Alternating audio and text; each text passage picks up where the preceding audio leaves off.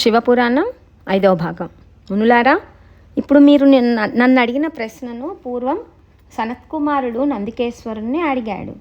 నందికేశ్వరుడు ఈయనకు తాను పరమశివుని ద్వారా తెలుసుకున్న ఈ రహస్యమైన బ్రహ్మ విద్యా విశేషాన్ని ఉపదేశించాడు. సనత్కుమారుని ద్వారా ఈ బ్రహ్మ విద్యను తెలుసుకున్న మా గురువుగారైన వ్యాస భగవానులు దానిని నాకు ఉపదేశించారు. నేను మీకు ఉపదేశించాను. మునులారా, మరొక్క రహస్యం చెప్తాను, వినండి. బ్రహ్మ, విష్ణు, ఇంద్రాదులు మొదలుగా తక్కిన దేవతలందరూ పుట్టినప్పుడే సగుణులు, సాకారులు. శివుడు ఒక్కడే లింగముగాను మూర్తి స్వరూపముగాను దర్శనమిస్తాడు. పూర్వకల్ప ప్రళయాంత వేళ మహాత్ములైన బ్రహ్మ విష్ణువులు పరస్పర ఆధిక్యత కొరకు కలహించుకొనగా వారి మధ్య నిరాకారమగు స్తంభ రూపంలో పరమశివుడు ప్రత్యక్షమై వారి అహంకార నిర్మూలనం చేశాడు. ఇంకొక విషయం చెప్తాను, వినండి. పూర్వము సనత్కుమారుడు నందికేశ్వరుణ్ణి లింగము, మూర్తి ఈ రెంటి యొక్క ఆవిర్భావ గాథను చెప్పవలసిందని కోరగా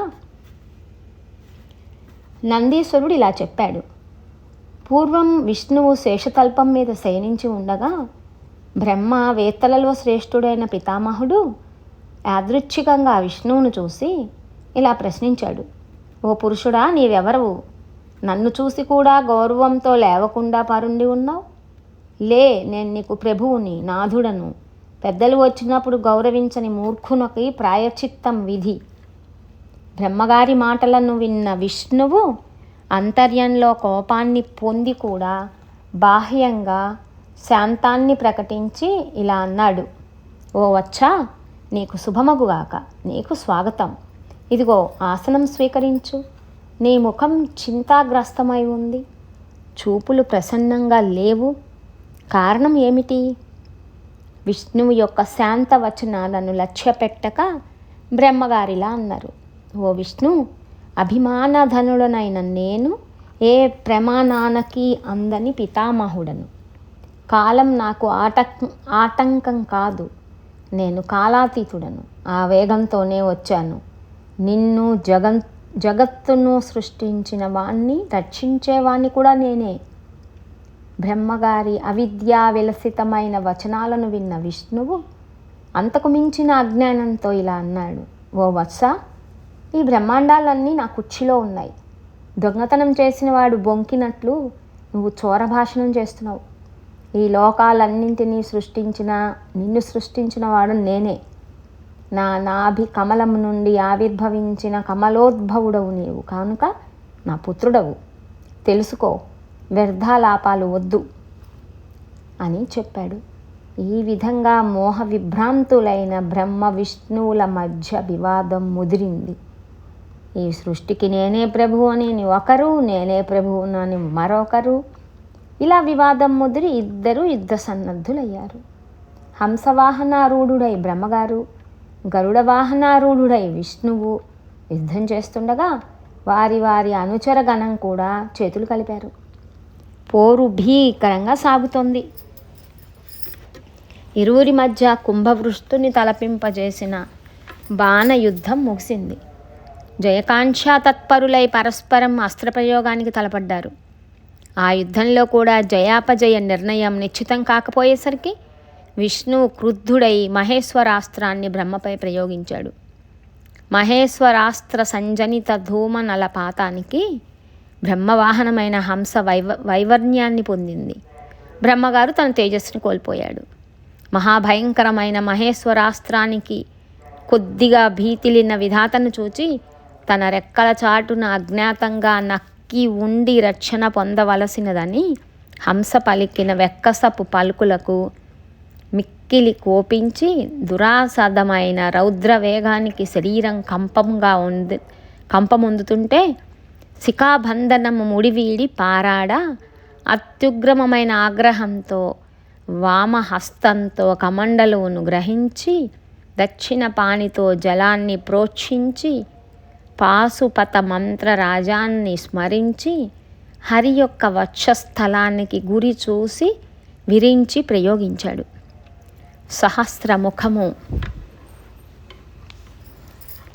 అత్యుగ్రం చండవాత భయంకరము అయిన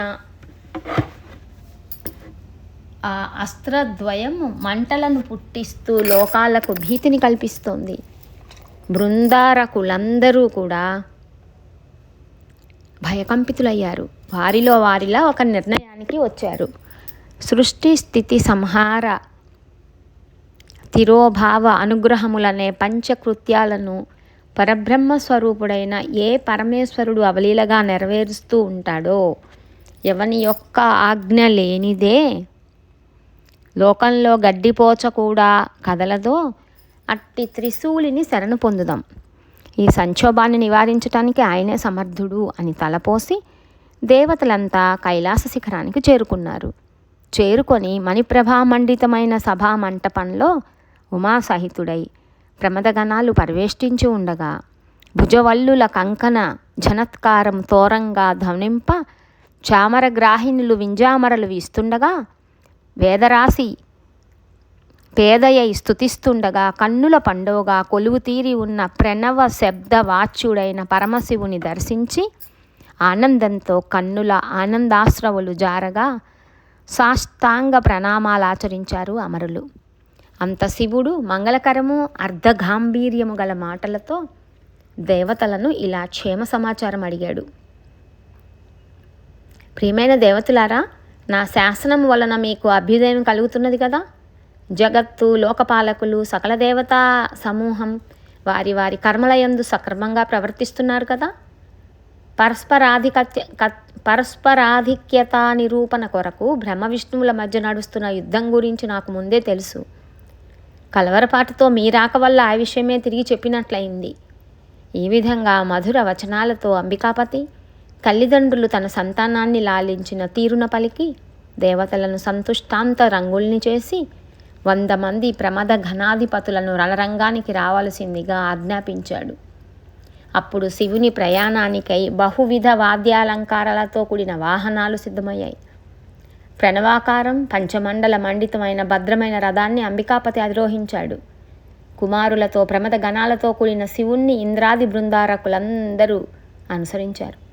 చిత్రవర్ణ శోభిత ధ్వజాలంకారాలతో, ఛత్ర చామరాదులతో, సంగీత నాట్య మేళాలతో, వాద్య బృందాలతో ఎడతెరిపి లేని పుష్పవృష్టి జడవానలా కురియగా పరాశక్తితో కూడి పరమేశ్వరుడు సంగ్రామ రంగానికి బయలుదేరాడు. గగనాన నిగూఢంగా సమాస్థితుడై బ్రహ్మ విష్ణువుల యుద్ధాన్ని సమీక్ష చేశాడు శంకరుడు. వాద్య ఘోష సద్దుమణిగింది, ఘన కోలాహలం అణిగింది. పరస్పర విజిగీషతో బ్రహ్మ విష్ణువులు ప్రయోగించిన మాహేశ్వర పాతుపతాస్త్ర దారుణ మారణాగ్ని కీలలచే ముల్లోకాలు అల్లకల్లోలమయ్యాయి. అత్యుగ్రమైన అస్త్రాలను శాంతింపజేయ సంకల్పించి శంభుడు మహాద్భుతమైన అగ్ని స్తంభాకారంలో నిలిచాడు. లోక సంహార కారకమైన అస్త్రద్వయం అగ్ని స్తంభం చేత ఆకర్షింపబడి క్షణంలో దానిలో అంతర్భూతమైంది. ఈ విధంగా అస్త్రద్వయాన్ని తనలో అంతర్భూతం చేసుకొని లోకాలకు శాంతిని కళ్యాణాన్ని కలిగించిన విస్మయావహం అద్భుతము అయిన అగ్నిస్తంభాన్ని చూసి దేవతా సమూహం దిగ్భ్రాంతమైంది. అంత వీరులైన బ్రహ్మ విష్ణువులు ఇరువురు ఈ అగ్నిస్తంభం ఎక్కడ నుండి పుట్టింది, దీని ఆద్యంతములు ఎక్కడ, దాన్ని మనం పరిశోధించాలి అని నిశ్చయించుకున్నవారై వారి దేవత్వమునందు వారికి గల అమితమైన విశ్వాసంతోనూ అతిశయించిన గర్వంతోనూ సత్వరంగా పరీక్షార్థం బయలుదేరారు. విష్ణువు సూకర రూపాన్ని ధరించి ఆదిని, బ్రహ్మ హంసరూపాన్ని పొంది దాని అంతాన్ని కనిపెట్టాలనే పట్టుదలతో బయలుదేరారు. ఎంత దూరం పయనించినా దాని ఆదిని కనిపెట్టలేక మిక్కిలి అలసిన విష్ణువు యథాస్థానానికి వచ్చి చేరాడు బ్రహ్మగారి కంటే ముందుగా. ఇక బ్రహ్మగారు హంసరూపంలో ఆకాశంలో పయనిస్తూ ఉండగా దారిలో జారిపడుతున్న అద్భుతమైన మొగలి పువ్వును చూచాడు. అది అతి సురభిలంగాను నవోన్మేషంగాను ఉండి సువర్ణ దీదితులను వెదజల్లుతోంది. అది చాలా కాలంగా జారి పడుతూనే ఉంది. బ్రహ్మ విష్ణువుల అజ్ఞానాన్ని ఎరిగిన మహాదేవుడైన పరమేశ్వరుడు నవ్వగా ఆ కంపనం వలన శిరస్సు నుండి జారిన పువ్వు అది. బ్రహ్మ విష్ణువులకే కాదు లోకాలన్నిటికీ అనుగ్రహ సూచకమైనది. అలా జారి పడుతున్న మొగలి పువ్వును చూచి బ్రహ్మగారు, ఓ పుష్పరాజుమా, నువ్వు ఎక్కడి నుండి జారి పడుతున్నావు, నిన్ను ధరించింది ఎవరు అని అడిగాడు. అందుకిలా పుష్పం సమాధానం చెప్పింది, ఓ జీవా, అప్రమేయమైన ఈ అరుణస్తంభం యొక్క అగ్రభాగాన్ని నేను ఎరుగను. చిరకాలం కిందట స్తంభం యొక్క మధ్య భాగం నుండి జారాను. దీని అగ్రాన్ని చూడాలనే ఆశ వదులుకో. ఆ మాటలను విన్న బ్రహ్మ పుష్పాన్ని ఇలా ప్రార్థించాడు. ఓ పుష్పరాజమా, నేను సృష్టికర్త అయిన విధాతను. ఈ లింగాగ్రాన్ని సేవించాలనే సంకల్పంతో బయలుదేరాను. నాకు ఒక ఉపకారం చెయ్యాలి. నాతో పాటు విష్ణువు వద్దకు వచ్చి ఈ బ్రహ్మలింగాగ్రాన్ని సేవించాడు, అందుకు నేనే సాక్ష్యమని సాక్ష్యం చెప్పాలి. ఆపత్కాలంలో అసత్యమాటం తప్పు కాదు. బ్రహ్మగారి మాటలకు పుష్పం సరే అని అంగీకరించింది. మిక్కిలి శ్రమై చెంది డస్తి ఉన్న విష్ణువు ఎదుట అలాగే సాక్ష్యం చెప్పింది. కూట సాక్ష్యాన్ని నమ్మిన విష్ణువు బ్రహ్మగారు నిజంగానే లింగాగ్రాన్ని సేవించాడనే విశ్వాసంతో బ్రహ్మను షోడశోపచారాలతో పూజించాడు. దుర్బుద్ధితో అసత్యమాడిన బ్రహ్మను శిక్షించటానికై ఈశ్వరుడు అగ్నిలింగం నుండి సకలుడై సగుణుడై సాకారంగా ఆవిర్భవించాడు.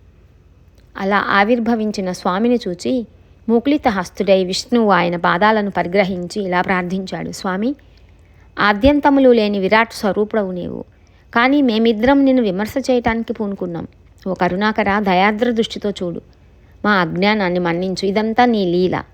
అలా సత్యాన్ని పలికిన విష్ణువును చూచి ఈశ్వరుడు, ఓ వత్సా, నీవు ఈశ్వరత్వాన్ని కోరిన వాడవై ఉండి కూడా సత్యాన్నే పలికావు. ఆ కారణంగా నీ ఎడల చాలా ప్రసన్నుడనయ్యాను. ఈ భూలోకంలో నాతో సమంగా నీకు కూడా పూజా సత్కారాలు లభిస్తాయి. నాకంటే వేరుగా నీకు క్షేత్ర ప్రతిష్ట ఉత్సవ పూజాధికాలు నిర్వర్తింపబడతాయి అని సకల దేవతాగణం చూస్తుండగా విష్ణువు నాకు తనతో సమానమైన స్థాయిని కల్పించాడు.